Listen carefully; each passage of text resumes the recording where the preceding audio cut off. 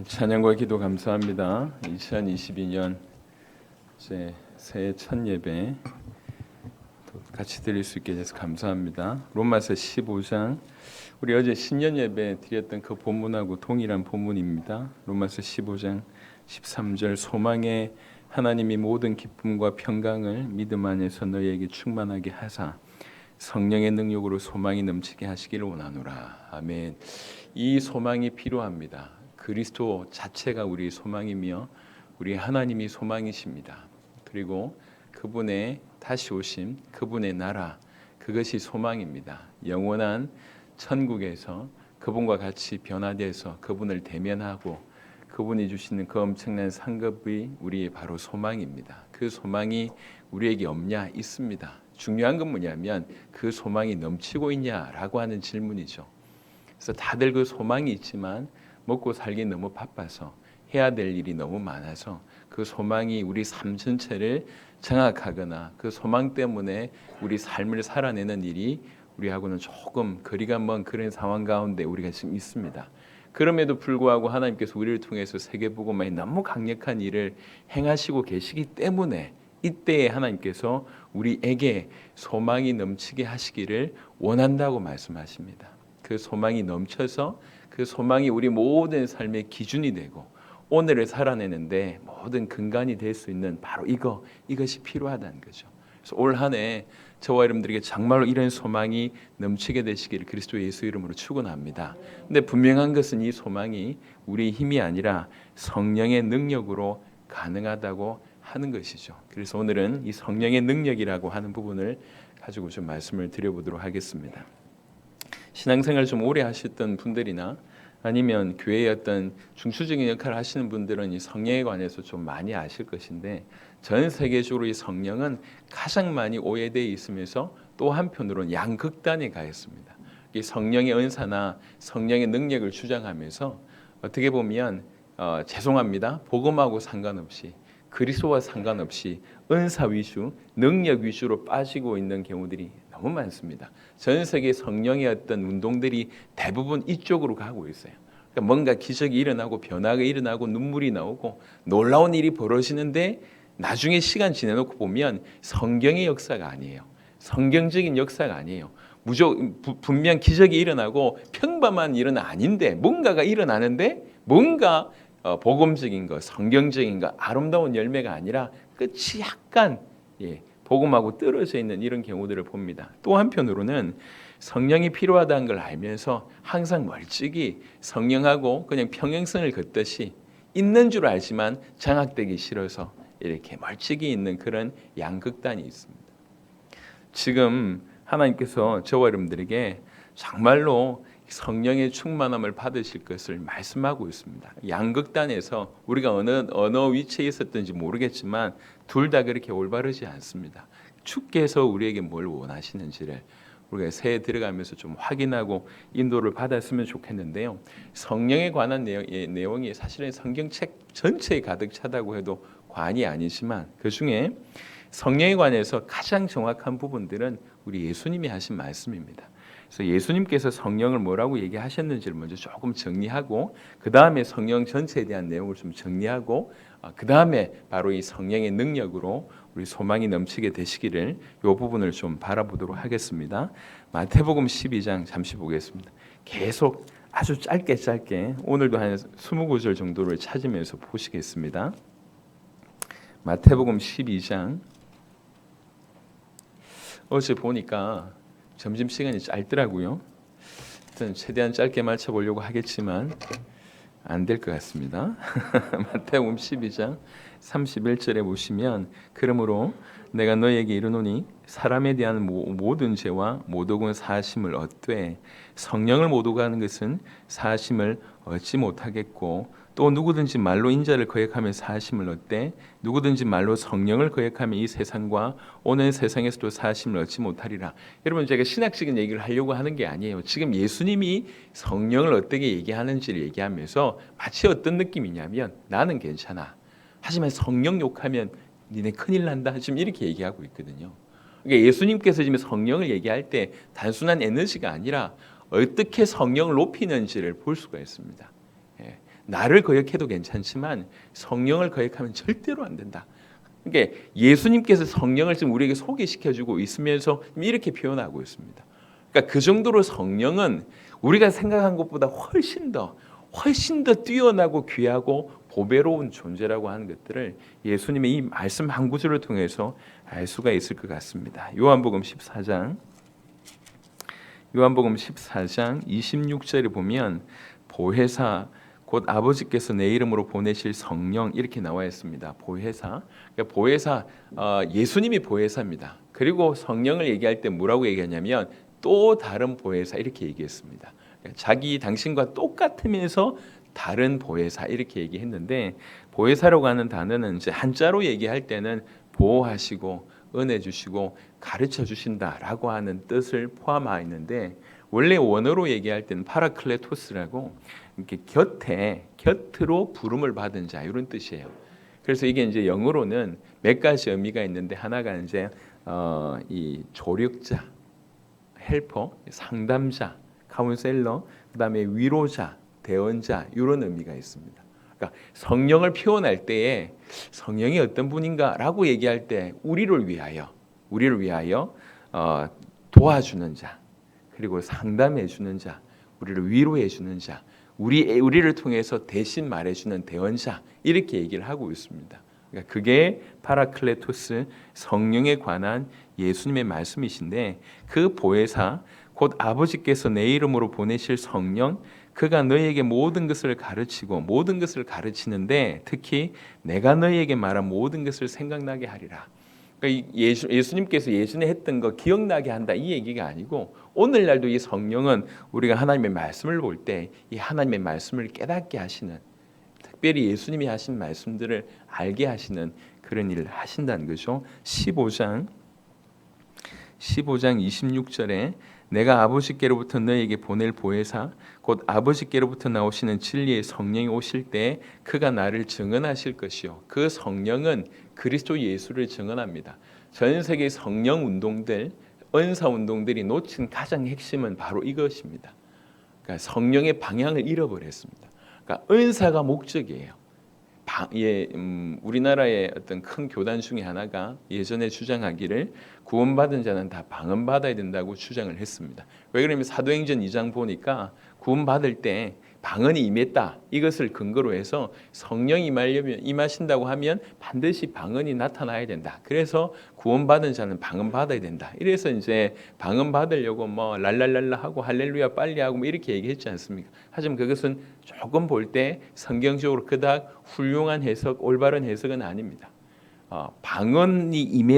성령이 임했을 때에 나타나는 여러 가지 은사 중에 하나가 방언입니다. 하지만 방언이 반드시 구원받은 증거이냐? 그렇지는 않습니다. 오히려 주의 성령이 임하실 때 그 성령의 항상 방향성은 어디냐면 그리스도 예수를 증언하는 쪽으로 나아갑니다. 사도행전에 특별히 성령 임하신 모습들을 보시면 알겠지만 단 한 분도 외에 없이 성령이 임했을 때는 반드시 예수님이 어떤 분이신지를 증언하는 쪽으로 끝이 납니다. 그러니까 그 안에 방언이 있을 수 있고 그 안에 놀라운 다양한 은사가 드러날 수 있지만 항상 추구하는 방향은 뭐냐면 그리스도 예수를 증언하는 쪽으로 나옵니다. 왜 그렇습니까? 우리 구원의 유일한 길이 그리스도이신 예수님을 믿는 그것 말고는 없기 때문에 성령은 우리로 하여금 죄를 깨닫게 하고 죄인이 구원받을 수 있도록 하는 것이 그게 성령의 역사입니다. 그럼 오직 그리스도를 통해서만 구원받을 수 있기 때문에 오직 그리스도 예수를 드러내는 겁니다. 그러니까 죄인이 죄를 깨닫고 그리고 죄에서 돌아올 뿐만 아니라 이 죄에서 돌아온 구원받은 자로 하여금 장성하게 하는 역할까지가 이 성령께서 하시는 일입니다. 하시는 일인데 철저하게 그 모든 것들을 오직 그리스도 예수를 통해서 예수 안에서 이게 맞다는 거죠. 그래서 그가 나를 증언하실 것이요. 앞으로도 우리가 전 세계를 섬길 때 이렇게 성령운동 하시는 분들 많이 만나게 될 것인데, 여러분 성령운동 하시는 분들 보면 정말로 많이 기도합니다. 나름 인생을 드린 거죠. 그러니까 그분들에게 조금만 방향을 제대로 설명해 주면 그 많은 기도와 그 많은 성령의 체험들이 오히려 굉장히 좀 유익한 쪽으로 돌릴 수 있지 않겠나. 우리는 지금 정죄하려고 하는 것이 아니기 때문에 자, 또 예수님께서 성령을 뭐라고 말씀하셨냐면 요한복음 16장에 7절부터 보겠습니다. 지금 예수님이 우리가 지금 성령 전체를 보기 전에 무엇보다도 예수님이 성령을 뭐라고 얘기하셨냐, 이게 이제 기준이 돼야 되니까요. 7절에 그러나 내가 너희에게 실상을 말하노니 내가 떠나가는 것이 너희에게 유익이라. 내가 떠나가지 아니하면 보혜사가 너희에게로 오시지 아니할 것이요 가면 내가 그를 너희에게로 보내리니. 이게 뭐라고까지 얘기하냐면 내가 너희하고 있는 것보다 성령이 너희하고 있는 것이 유익이다라고 예수님이 이렇게 얘기했어요. 그러니까 그 정도로 예수님이 성령을 이렇게 얘기했다고 높이 얘기하셨고, 우리 안에 성령이 계신 그 사건이 얼마나 놀라운지를 예수님 당신이 이렇게 말씀하셨습니다. 그게 실상입니다. 그게 진짜다는 거죠. 성령이 너희에게 임하는 것이 내가 너희와 함께 있는 것보다 더 유익이다, 이렇게까지 얘기할 정도로 성령이 우리 가운데 임하는 것이 중요하다고 얘기를 합니다.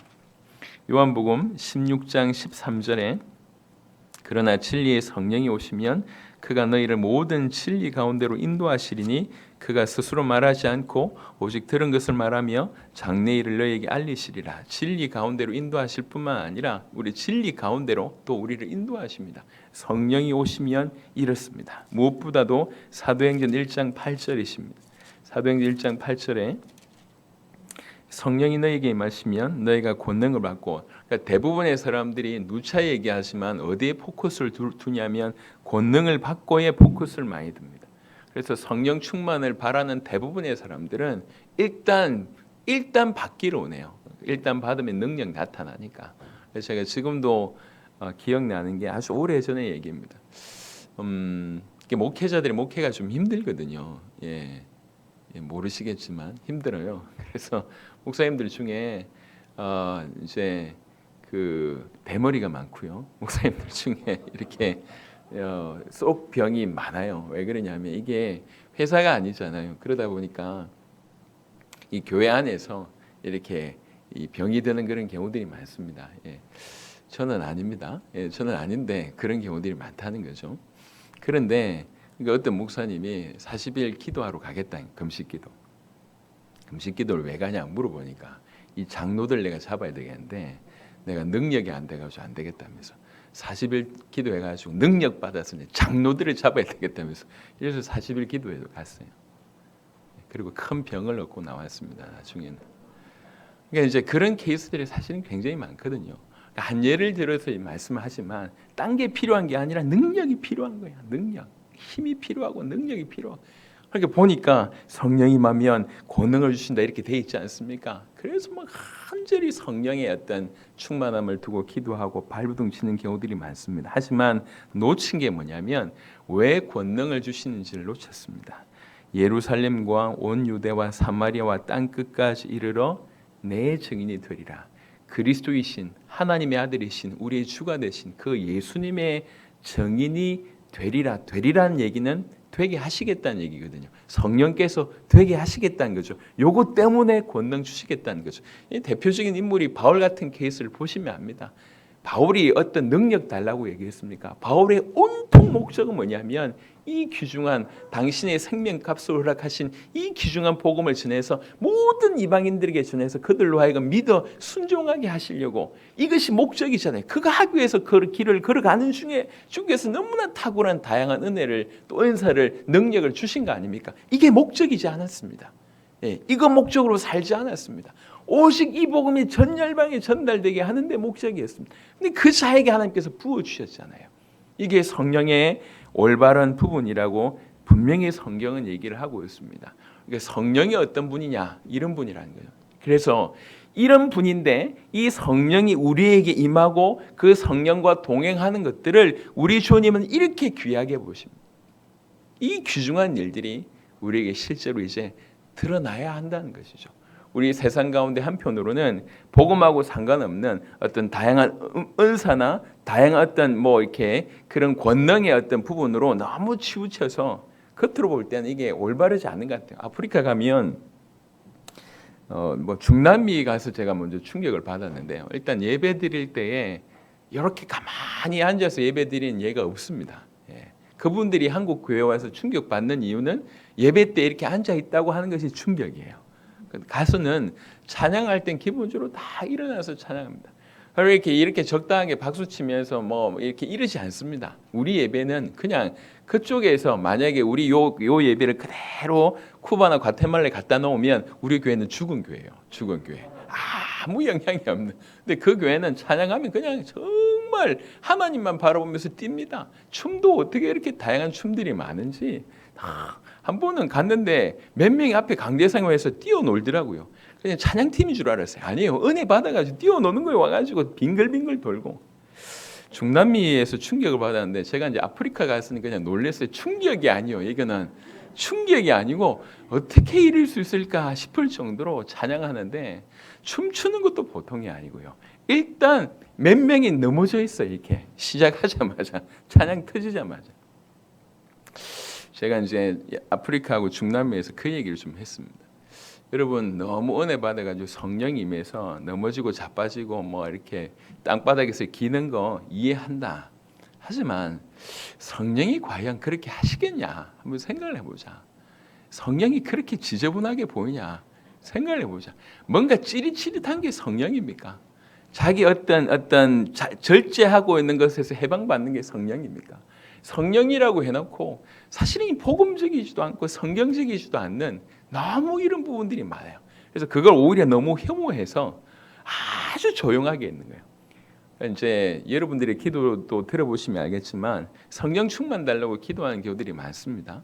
저도 그렇고 여러분들도 그렇고 그렇죠? 성령 충만. 양심적으로 한번 물어봅시다. 언제쯤 충만 받아보셨습니까? 충만 받았던 적이 도대체 언제입니까? 우리가 입 말만 열면 성령 충만을 논하고 기도하고 간구하는데 언제쯤 성령이 우리를 완전히 장악해 본 적이 있었냐는 거죠. 이게 뭔가 양극단이 있는 거예요. 그런데 지금 예수님께서는 우리가 성령과 동행하는 것이 너무나 귀중함을 예수님이 이렇게 말씀하셨어요.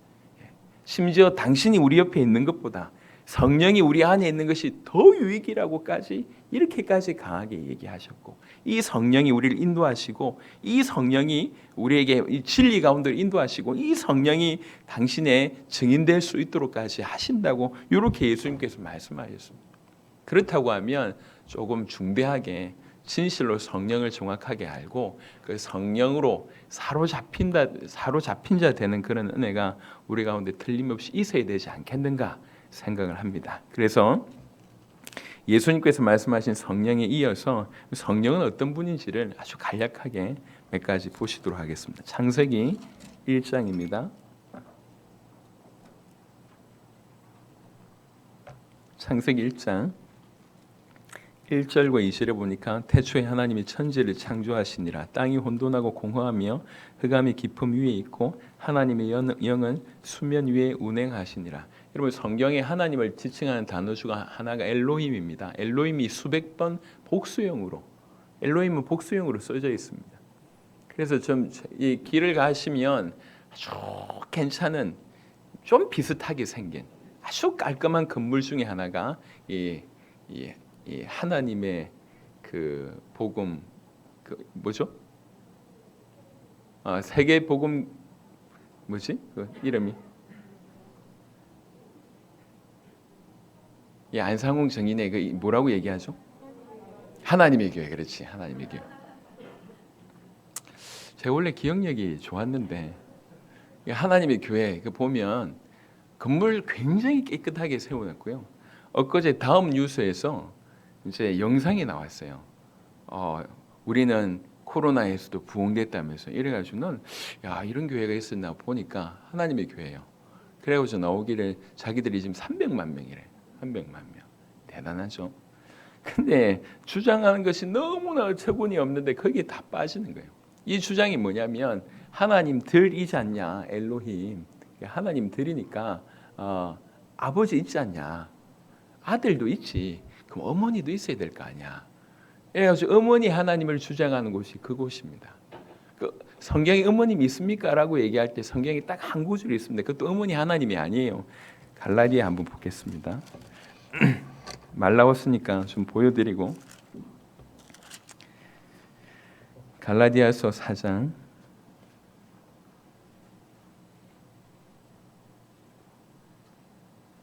26절에 보면 갈라디아 4장 26절 오직 위에 있는 예루살렘은 자유자니 곧 우리 어머니라 요 있어요. 요거 가지고 하나님 어머니라고 말을 지어낸 거예요. 이 말은 그 말이 아니거든요. 그런데 요 한 구절 어머니라고 하는 단어 차용하고 엘로힘은 복수형이다 차용하고 아버지 있고 아들이 있는데 엄마 없지 않냐 이래가지고 어머니 하나님을 만들어내 놓은 거예요. 근데 그 교회에 돈이 이렇게 많은가 봐요. 시설 잘 꾸며놨나 봐요. 좀 젠틀한가 봐요. 확 모여드는 겁니다. 기가 막히다. 기가 막히다. 여러분 우리가 하나님 말씀을 정확하게 아는 것이 너무너무 중요합니다. 올바른 복음을 알아야지 저런 분들 다 살려낼 수가 있는 것입니다. 창세기 1장 1절과 2절에 보면 이 하나님이라고 얘기할 때 삼위일체 하나님을 얘기하고요. 특별히 2절에 보니까 하나님의 영은 수면 위에 운행하시니라. 수면 위에 운행하시니 하나님의 영이 성령을 얘기합니다. 이 성령은 창조의 하나님이십니다. 이 성령은 창조의 능력이 있는 하나님이십니다. 우리가 먼저 아셔야 될 것이 이 부분이에요. 여러분 구원받은 자 속에 누가 와 계십니까? 예수님을 구주로 영접할 때 구원받은 자 속에 와 계신 분이 성령이십니다. 그 성령은 창조하신 하나님, 창조의 능력이 계신 분이십니다.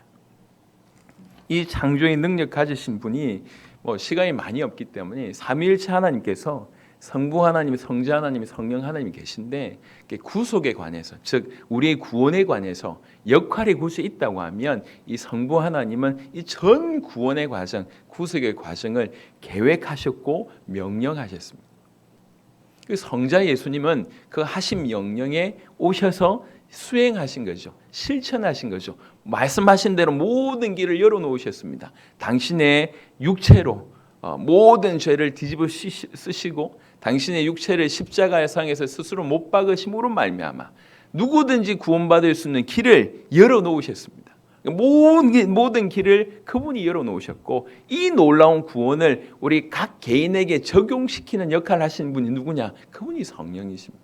이 성령이 우리 안에서 그 예수님을 믿게 하고 우리 죄를 깨닫게 하고 그 예수 이름으로 우리 죄가 씻음 받을 수 있음을 믿게 하고 이래서 그 예수님을 받아들이게 하는 그 모든 우리의 삶 속에서 실제로 구원을 적용시키시는 분이 성령이십니다. 이 성령이 우리 안에 들어오셔서 우리와 영원토록 계시면서 우리를 계속 성장시키시는 분이 바로 이 성령이신데 이 성령은 뭐라고 얘기합니까? 창조의 능력이 있으신 창조의 하나님이시라고 분명히 성경은 얘기하고 있습니다. 디도서 신약 성경 디모데 전후서 다음에 디도라고 하는 데가 있습니다.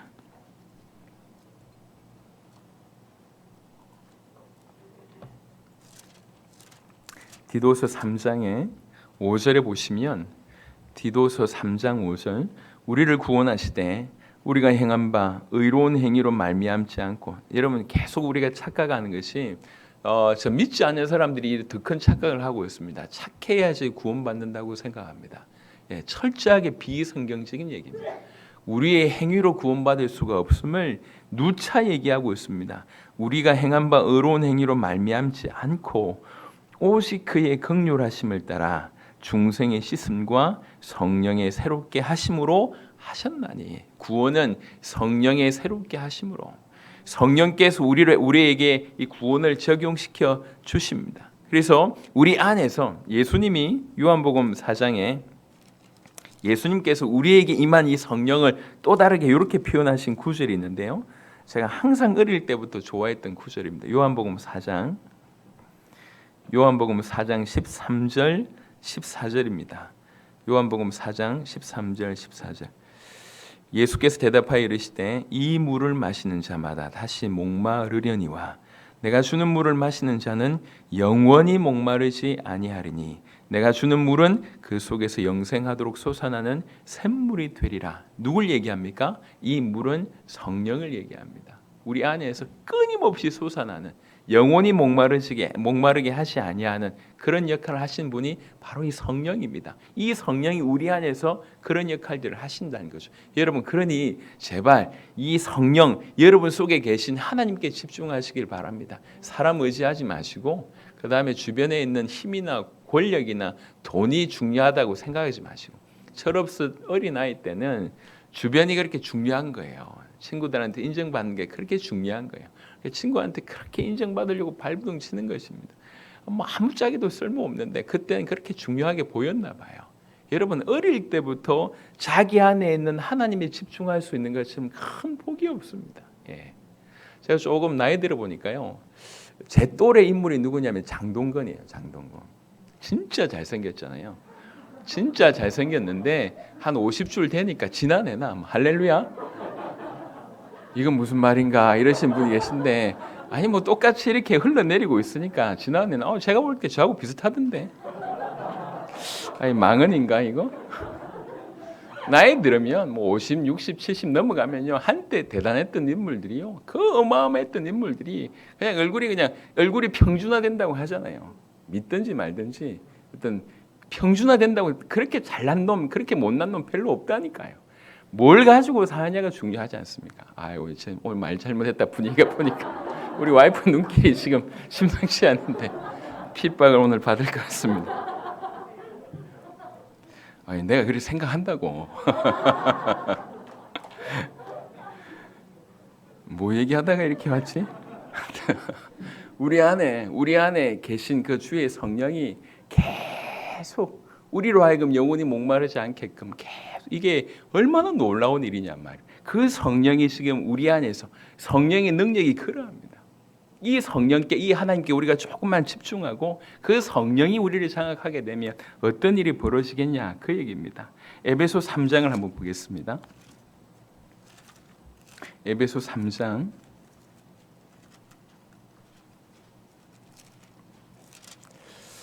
그 성령께서는 가만히 계시지 아니하고 또 우리 안에 구원받은 우리 안에서 이런 일을 행하십니다. 에베소 3장 16절에 에베소 3장 16절에 그의 영광의 풍성함을 따라 그의 성령으로 말미암아 너희 속사람을 능력으로 강건하게 하시오며 실제로 우리에게는 이게 굉장히 필요합니다. 왜 그러냐면 왜 구원받은 자가 믿음과 삶이 이렇게 괴리되어 있을까요?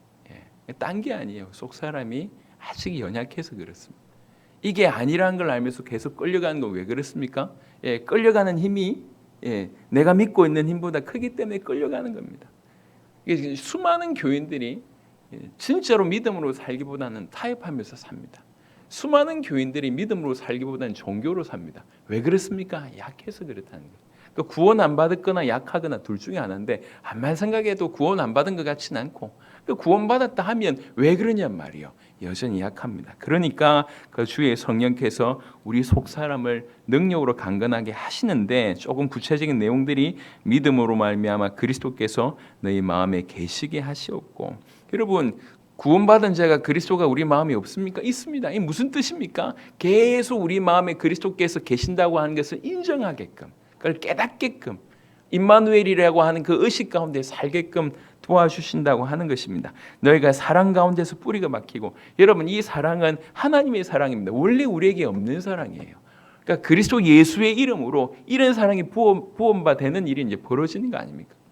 제가 어릴 때 저희 아버지한테 이렇게 따뜻하게 안겨본 기억이 한 번도 없어요. 우리 조금 전에 막내 앉는 거 보니까 야 어디 그런 꿀이 뚝뚝 떨어져요 눈에서.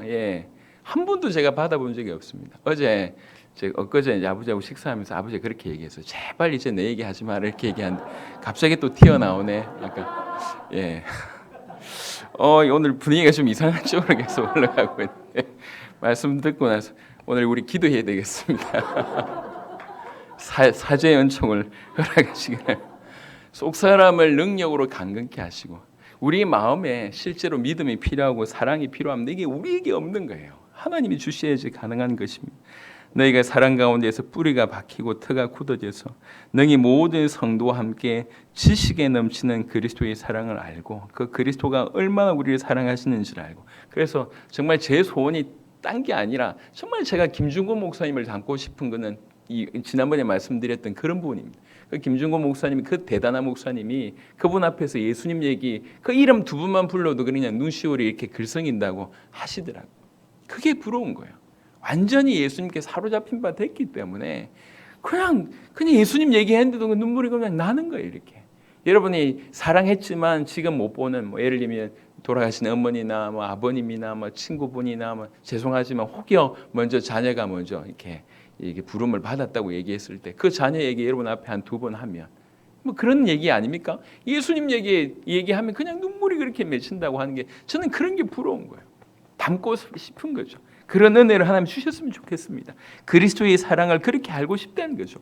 이런 게 성령께서 이런 일을 행하신다는 것입니다. 우리 안에서 속 사람을 능력으로 계속 강건케 하시는 것이죠. 그 성령께서 우리를 계속 끌고 가십니다. 고린도전서 2장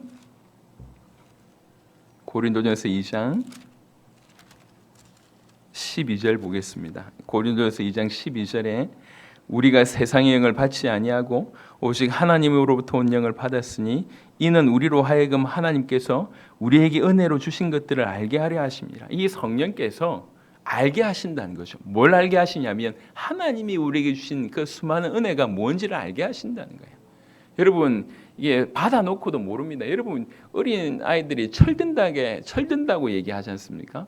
이제 나이가 들었을 때 어머니가 부모님이 자기한테 뭘 해줬는지를 그제서야 아는 겁니다. 철없는 아이들이 부모님이 왜 날 낳았냐 이렇게 얘기하잖아요. 해준 게 뭐 있냐면 이렇게 얘기하지 않습니까? 얼마나 철없습니까? 나중에 자기가 자기 자식 낳아봐야 돼. 얼마나 철없는 행동이었는지. 근데 이게 비로소 그제야 눈이 떠져 있는 거죠. 이렇게 자기를 이렇게 이 기르기 위해서 이렇게 하셨구나 알게 되는 것입니다. 주의 성령께서 우리에게 임하시고 이 성령께서 계속 우리로 하여금 깨닫게 하시고 계시해 주시고 풀어 주시고 가르쳐 주시면서 하나님이 우리에게 허락하신 그 수많은 은혜들을 알게 하신다는 거예요. 우리가 이제 새해 시작했지 않습니까? 여러분 지난 연수 동안 지금까지 하나님께서 여러분들을 어떻게 인도하셨는지 단 한 명도 예외 없습니다. 여러분들 하나님 각기 인도하셨습니다. 너무나 기가 막히게 인도하셨기 때문에 우리는 오늘 이 자리에 있는 것입니다. 그때는 그냥 홀로인 것 같고 그때는 외로웠던 것 같고 그때는 왜 아무도 나를 붙잡아 주시지 않은 것처럼 보인 그런 수많은 세월들이 있었지만 뒤돌아보면 너무나 세밀하게 우리를 인도하셨음을 알게 됩니다. 하나님이 주의 성령께서 우리를 그렇게 인도하시고 계시해 주시고 가르쳐 주시고 풀어 주시되 특별히 하나님이 우리에게 은혜 주신 것들을 깨닫게 하신다고 얘기합니다. 로마서 8장을 보겠습니다.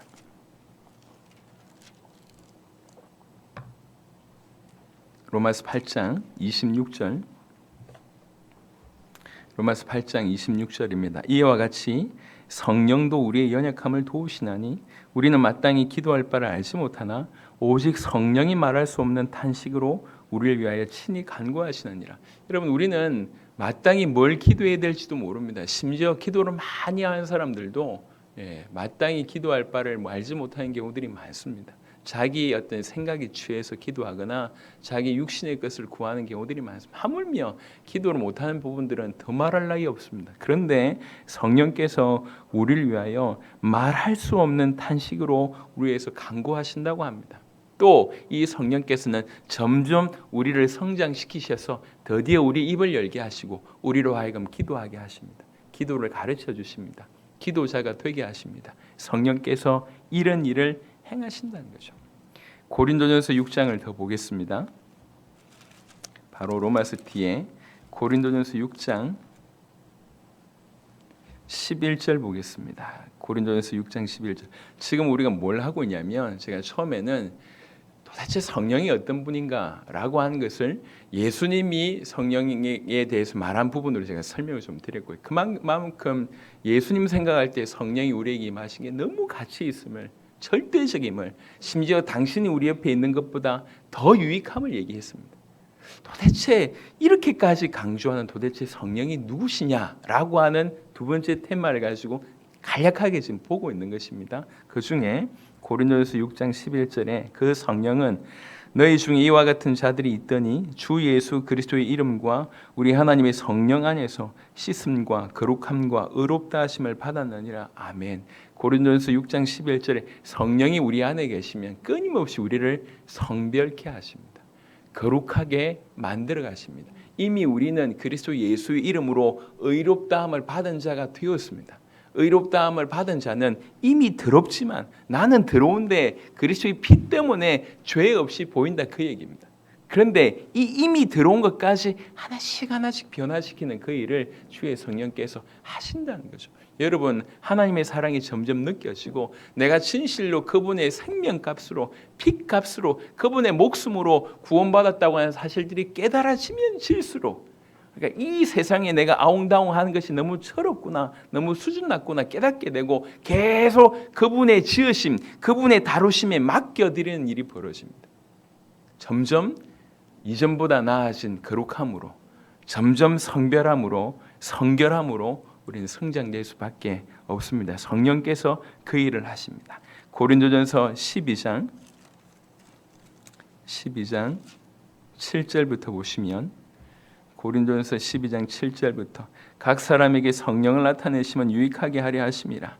어떤 사람에게는 성령으로 말미암아 지혜의 말씀을, 어떤 사람에게는 같은 성령을 따라 지식의 말씀을, 다른 사람에게는 같은 성령으로 믿음을, 어떤 사람에게는 한 성령으로 병 고치는 은사를, 어떤 사람에게는 능력 행함을, 어떤 사람에게는 예언함을, 어떤 사람에게는 영들 분별함을, 다른 사람에게는 각종 방언 말함을, 어떤 사람에게는 방언들 통역함을 주시나니 이 모든 일은 같은 한 성령이 행하사 그의 뜻대로 각 사람에게 나누어 주시는 것이니라. 이게 은사들입니다. 은사들. 이 은사들이 주의 성령께서 각 사람에게 나누어 주신다고 얘기합니다. 하나님께서 여러분들에게 어떤 은사를 허락하실지 모르겠지만 가장 필요한 대로, 또 하나님께서 여러분을 인도하신 대로 그 은사를 사용케 하실 줄 믿습니다. 그래서 성령께 우리가 다루심을 받게 됐을 때 이런 일들이 벌어진다는 거죠. 점점 우리를 성장시킵니다. 자, 몇 구절만 보겠습니다. 로마서 5장을 보겠습니다. 이 성령은 창조의 능력이면서 우리를 구원하시는 분이시면서 우리 안에서 우리를 만들어 가시는 그 성령이신데, 로마서 5장 5절에 소망이 우리를 부끄럽게 하지 아니하면, 로마서 5장 5절입니다. 우리에게 주신 성령으로 말미암아 하나님의 사랑이 우리 마음에 부음받음이니. 설명 길게 할 거 없고요. 그냥 문장을 보면 이 성령으로 말미암아 하나님의 사랑이 부음받음이니. 여러분, 이건 참 놀랍습니다.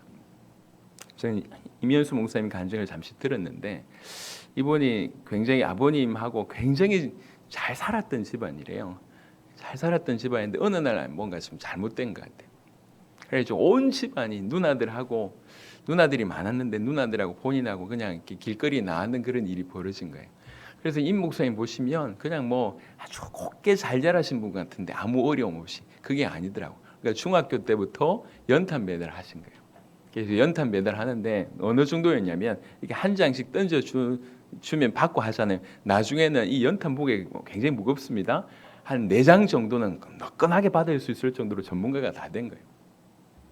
부모님이 신앙생활 참 잘하셨는데 어려운 상황 당하니까 이 자기 가족들, 형제들 다 신앙을 잃어버린 거예요. 그러니까 중학교 때 우리 집안이 왜 이렇게 됐지?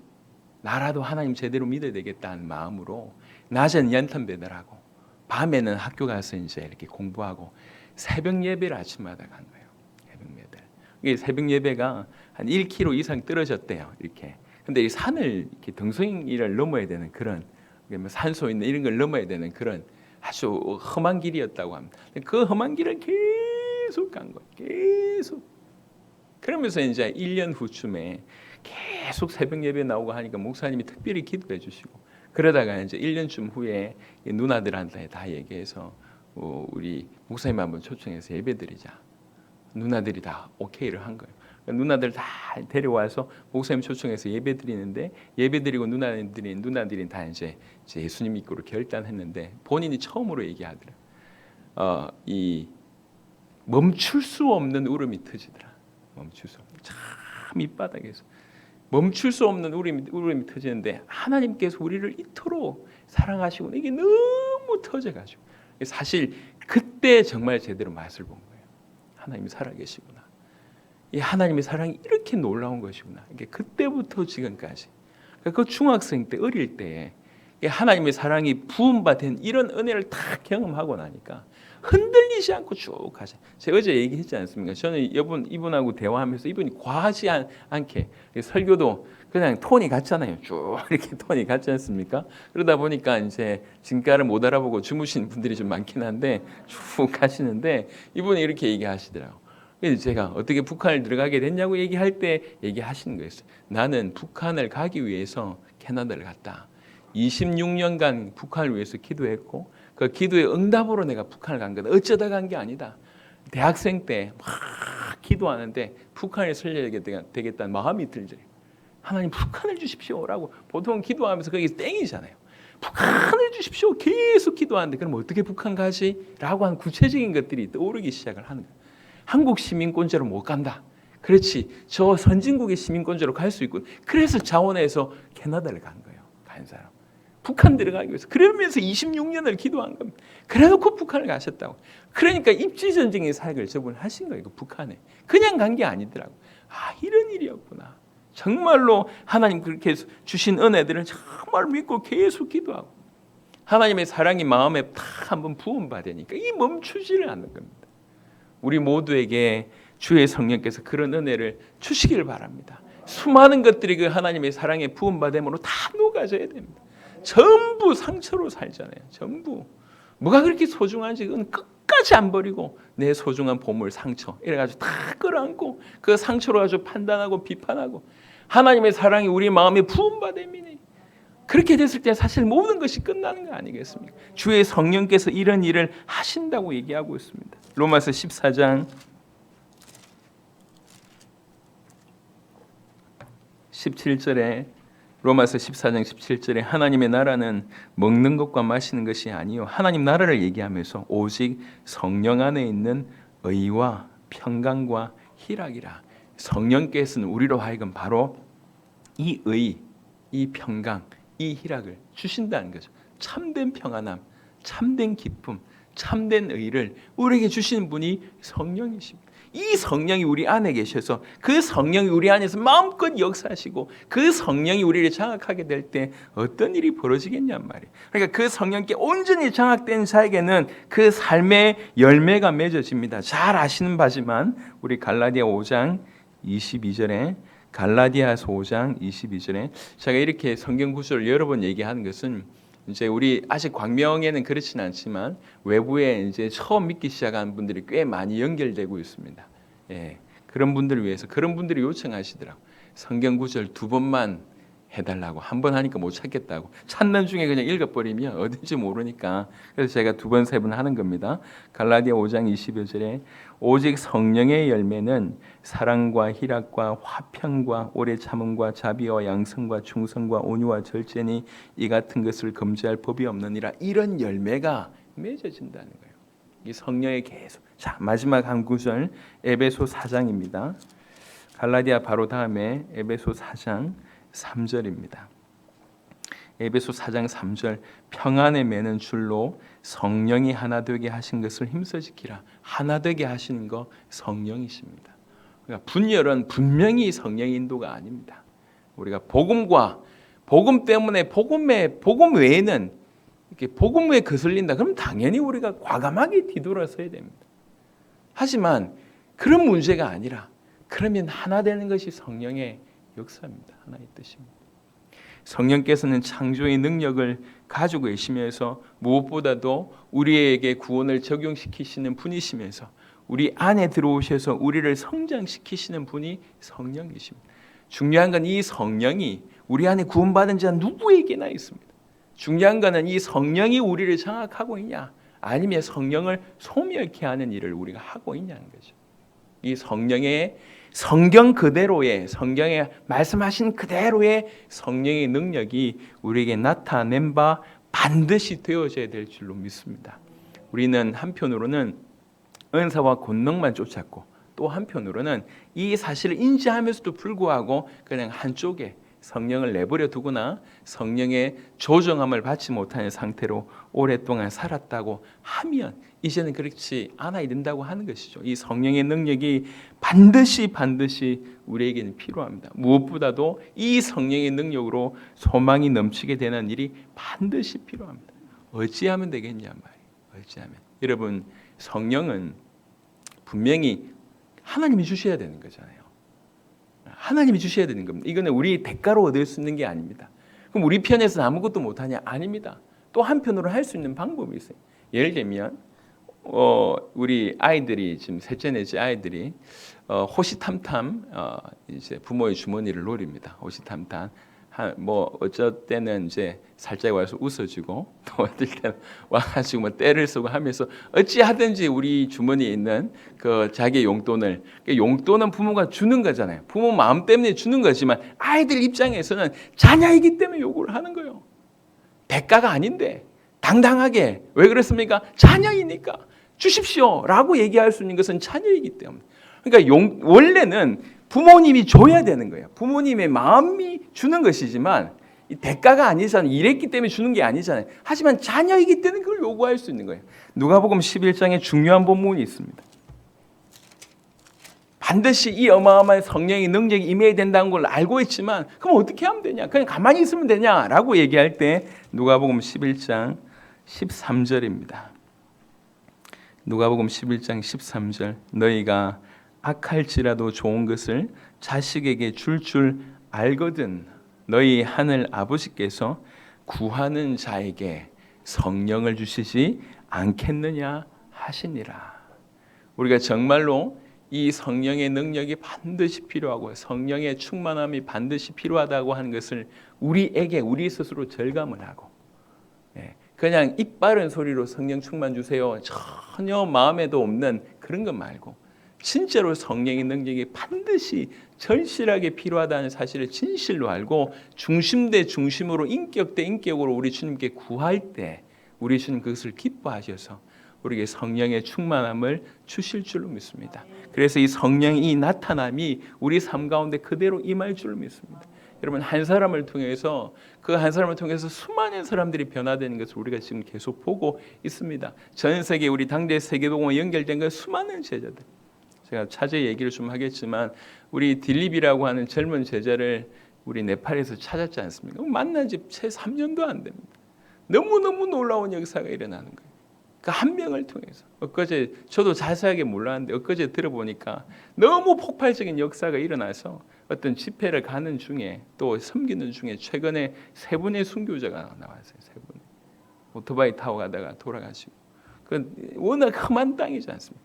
그러니까 너무 엄청난 역사가 일어나서 집회를 숨기고 뭔가 역사를 하려고 하는데 3명이나 돌아가셨어요. 역사가 많이 일어나는데도 너무너무 슬픈 거예요. 힘든 거예요. 마음이 아픈 거예요. 그러면서도 사역을 하고 있습니다. 그러면서 조금 더 구체적인 얘기를 들으면서 한편 참 마음이 아프더라고요. 그럼에도 불구하고 이 젊은 분 한 분을 통해서 지금 전 세계에 우리가 찾은 제자들이 지금 그런 일이 막 벌어지고 있지 않습니까? 세계보. 여러분 바라기는 우리 각자가 바로 그런 하나님이 쓰시는 그런 사람이 되었으면 좋겠다는 것이죠. 우리 능력이 아니잖아요. 그 사람의 능력이 아니지 않습니까? 성령께서 그를 쓰신 거 아닙니까? 마찬가지로 주의 성령께서 저와 여러분을 쓰시길 바랍니다. 성령의 능력으로 소망이 넘치는 그런 귀중한 은혜가 우리 모두에게 있게 되기를 그리스도 예수 이름으로 축원합니다. 살아계신 주님 감사합니다. 2022년을 달려갑니다. 암만 생각해도 이 놀라운 우리 세대의 세계복음을 주께서 이루어 가심을 확인하게 됩니다. 아버지, 지금까지 전 세계를 섬기는 그런 역할을 이 교회가 감당해왔고 여기 엎드린 주의 종들이 감당해왔는데 주님 끝까지 귀중하게 감당하다가 주님 앞에 쓰임받고 칭찬받고 주님의 영광을 볼 수 있는 그런 자가 다 되기를 원합니다. 하오니 우리의 능력을 넘어선 성령의 능력께 완전히 의지하는 우리 모두가 될 수 있도록 역사하여 주시옵소서. 우리 힘으로 우리 능력으로 할 수 없사오니 주의 성령께서 우리를 온전히 붙잡아 주시기를 간절히 소원하고 원합니다. 성령의 충만함을 우리 모두가 받을 수 있도록 역사하여 주시옵소서. 그래서 교회들을 깨우게 하여 주옵시며 전 세계 우리 세대 세계복음을 이루어내는 주역들이 될 수 있도록 축복하여 주시옵소서. 감사를 드렸고 우리 주 예수 그리스도의 이름으로 기도드렸습니다. 아멘.